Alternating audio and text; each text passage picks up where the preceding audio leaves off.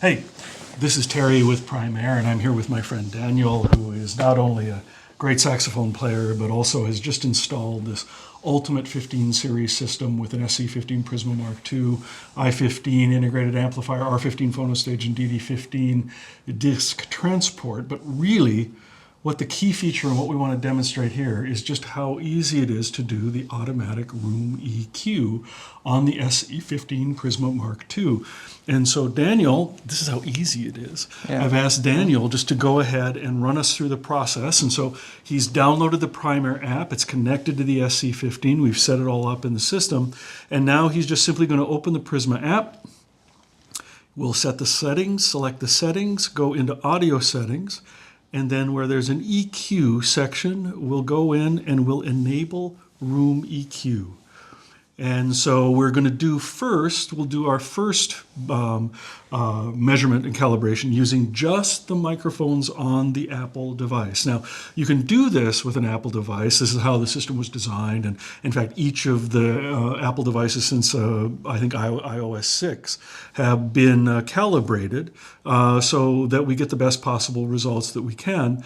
And you can do it on iOS, but then we'll also show you how to do it with a Zen microphone, which you need to use if you're doing Android or you're using an Android mobile device. But you can also use it with the Apple to improve the performance than you otherwise might get in the measurement phase of the calibration. So Daniel's now opened the app up. I've talked too long, and he's selected the phone to be our source. And so we're going to go in and redo a calibration that we already have done.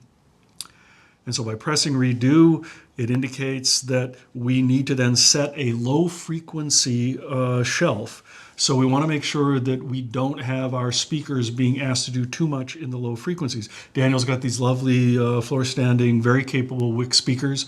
And so we're just going to set that bass limit at 25 hertz. Once we've done that, we'll confirm that we've set that up. And so we'll just press the check button. And then we begin the process. Now, before he presses begin, what we need to do and what the instructions are from the people who developed the software is that we should move it all the way around the room. Now, we aren't going to do that for the purposes of our filming, but also we have found that just moving it around the listening position is probably the best results as opposed to moving it in places where you won't be listening. So keep in mind that we're just going to sit while we do the measurement and move the mobile device around. So begin.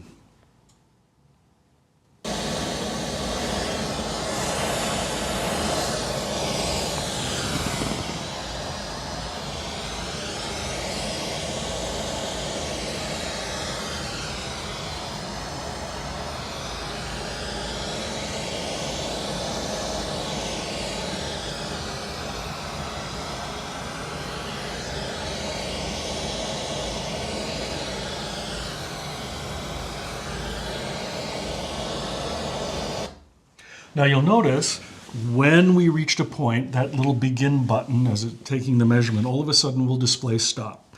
And now we know that the device has enough information to be able to do a calibration.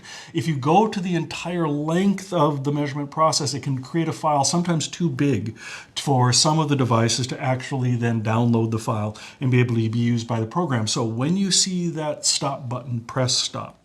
And now we'll press calibrate. And the calibration process will begin. We show kind of a basic curve, and then it gives us our results.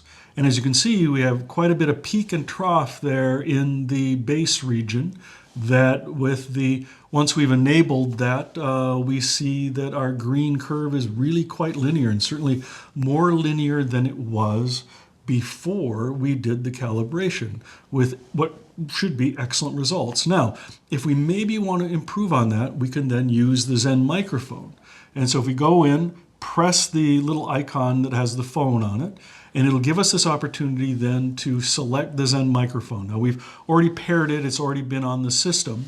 And so we were able then now to use it effectively instead of the mics that are on the Apple device, on the smartphone. And again, you have to use the Zen microphone with Android devices. You have the option of using it with the Apple devices. And so what we'll do then is we'll redo the calibration that we've already done, but this time with the Zen microphone.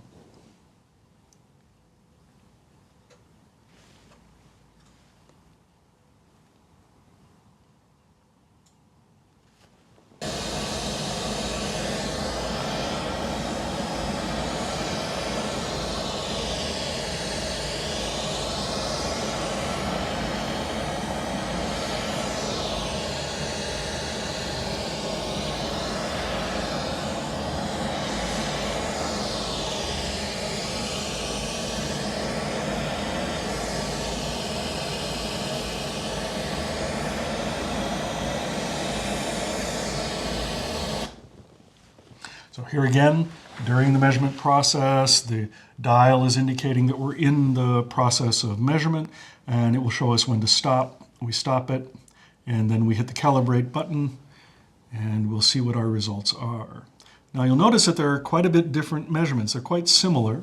There is this interesting, I think, range of difference between the microphones, both within the device as well as the Zen microphone, but that the results, once we've enabled it, should be excellent. And in fact, what we see is we have a little bit of some nice low bass energy in addition to what we're able to achieve when we use the microphones within the device. Now, here's the tricky part. We can now go out of this, go out of the automatic room EQ, and we can actually open up manual EQ. And this allows us then, if we press manual EQ, to go in and over 3 presets do a variety of different changes. And we have a lot of different things to select from. So we've got parametric EQ, we've got shelves, both high and low pass shelves. We can go in and effectively alter the performance in just about any way that we might want. Now, the issue here, and to caution you, is that there is the danger then of attempting to especially raise the bass higher than you maybe should, and it may overdrive the speakers given that we already have the automatic room EQ in place and altering then effectively the output of the speaker. And keep in mind now, this is just below 500 hertz, but the measurement was done from 20 all the way up to 20,000, so it does do its calibration in relation to the entire frequency band. But it does show you, as Daniel has toggled through the various settings, all the different parameters that you can use to then further adjust what the automatic room EQ has already done. So it makes it quite simple, quite easy. And Daniel's been very quiet the entire time, so I'm hoping that he'll simply say that he agrees. Well, it's super easy to use. Well, there you go. Yeah, Hey. and I'm just intrigued by, I've done this a couple of times now to try to learn it, but even the first time it was just super user-friendly and with truly hearable differences in my speaker's performance. Yeah. And so you had, as you could see from the measurements, that we had this big peak and then we had this big dip, and it did eliminate both of those extremes, those frequency anomalies. And that, would you say the results have been satisfying? Well, absolutely. Well, then with that, I think we should stop. Yes. Thank you. Thank you.